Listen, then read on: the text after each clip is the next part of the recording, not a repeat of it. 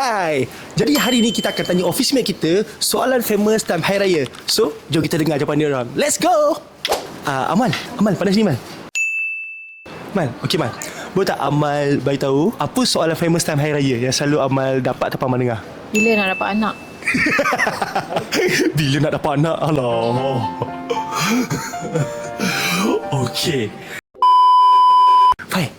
Fai bagi tahu kat kamera. Apa soalan yang selalu Fai dapat time Hari Raya? Soalan famous. Kerja dekat mana and bila nak kahwin? Oh. Kerja dekat mana and bila nak kahwin? Selalu orang dapat soalan macam tu. Bila nak kahwin?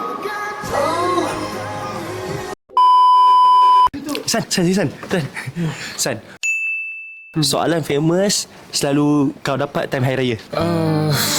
Dah besar Dah besar Dah besar soalan dia tu. Itu soalan. Jalan je mak balik. Jalan je tak balik lagi. Yang menghala ke Patah Timur dah. Okey, jom kita tanya. Next. Ari sini. Bangun. Soalan yang selalu Ari dapat time Hari Raya. Dah besar nak duit raya. Itu. Alright guys, jadi sampai di sini je. So untuk korang semua, apa soalan yang korang selalu dapat time Hari Raya, korang boleh komen dekat ruangan bawah. Okay, jangan lupa like, comment, share and tekan button follow. Bye bye.